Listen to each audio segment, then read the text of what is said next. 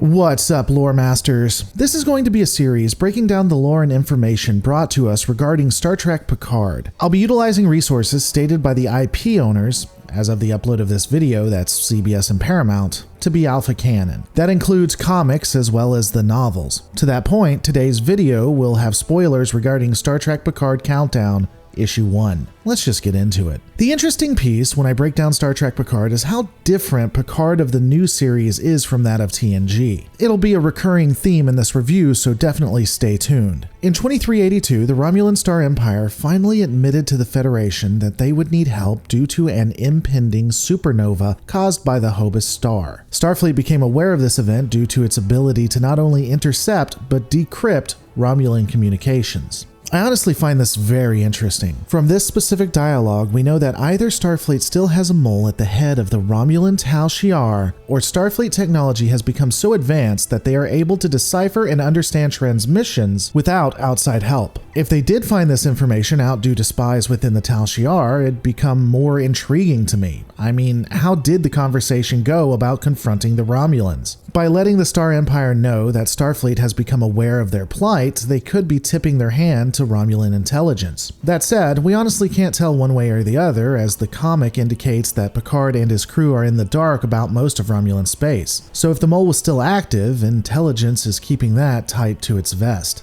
And to be fair, they may not have wanted to share it, even though it could help with evacuations. Remember, the Romulan Star Empire is considered one of the major threats to stability in a post-Dominion era, so keeping the information secret could be prioritized over Romulan laws. Regardless, Picard is promoted to Admiral, given command of the USS Verity, an Odyssey-class starship, in order to begin evacuations as well as keep the peace along the neutral zone. Here's a question. Does this mean that the Hobus supernova was going to hit Federation space as well? If the event is tearing a swath into Romulus and Romulan space, according to most maps that we have, it would either hit Klingon space or Federation territory. Were they beginning to evacuate those sectors as well? And it would also speak to Starfleet and their willingness to put themselves in harm's way. As we continue through the story, we find out that LaForge is put in charge of Utopia Planitia. We also know that Utopia Planitia is making a grand fleet that will make its way for Romulan space to save as many people as they can. It's honestly very inspiring to see that Starfleet would go out of its way to save as many people as they could, creating entire flotillas dedicated to one task.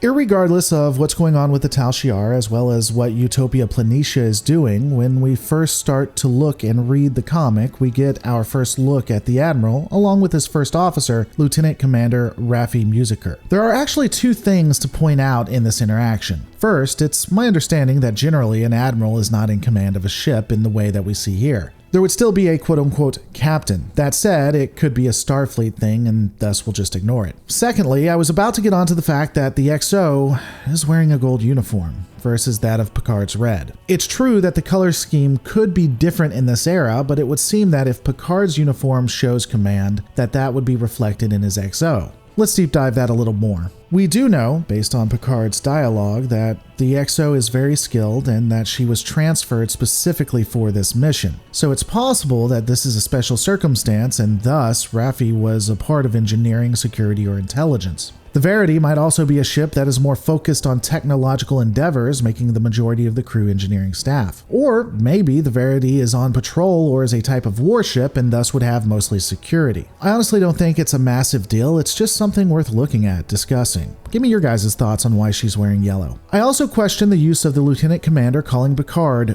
quote-unquote JL. A few people have balked at this online, and I was among those that found it kind of odd. However, the more I thought about it, the more I let it go. In the series finale of TNG, we see the completion of Picard's arc, which is to go from being a recluse, being one to have a professional distance from a lot of his crew, to letting them in. So it's possible that this would continue until he was comfortable with those around him calling him JL. Again, it's just something that I think is plausible, but I don't particularly like. Anyway, looking at the mission, while attempting to save as many people as they can, the Verity is ultimately rerouted to Uyat Beta, a small colony consisting roughly of about 10,000 Romulan citizens whom need assistance. Picard would initially be annoyed as Uyat Beta was thought to have no life, and it turns out that it was another thing that the Romulans had hidden. Upon arriving to Uyat Beta, Picard laments the restrictions that the Star Empire has set upon the Federation. Among these is that no Federation vessel is allowed to scan within Romulan territory. First, the Federation is saving the Romulans. They really don't have the ability to set terms. They are literally scrambling to save their people and empire. They aren't able to actually resist whatever Starfleet wanted to do. Second, the fact that Starfleet has heard their demands and agreed to it is very Starfleet. They aren't pragmatic or smart in these affairs. They follow an empire's rules, even if that empire is being idiotic and going to get the lot of them killed. That aside, Picard and his second officer beam down onto the surface of the planet as, surprise, surprise, they're the only ones allowed to, and Starfleet feels like it has to listen. When they arrive and interact with those around them, they are surprised by two things. The first is how quote-unquote open the Romulans are about their colony, and the second is, well, the Starfleet officers discover an indigenous life form that is sentient that has lived there for thousands upon thousands of years. And something else that would occur is that during this entire time, the governor of the colony continually has stated how this colony is different from other colonies, how they don't always listen to what the council says. For some reason, Picard and his XO don't pick up on these very critical cues. Everything comes to a head when Picard demands that they have time to assess how to save everyone on the planet. And I have to be honest, I got a bit irked at Picard here.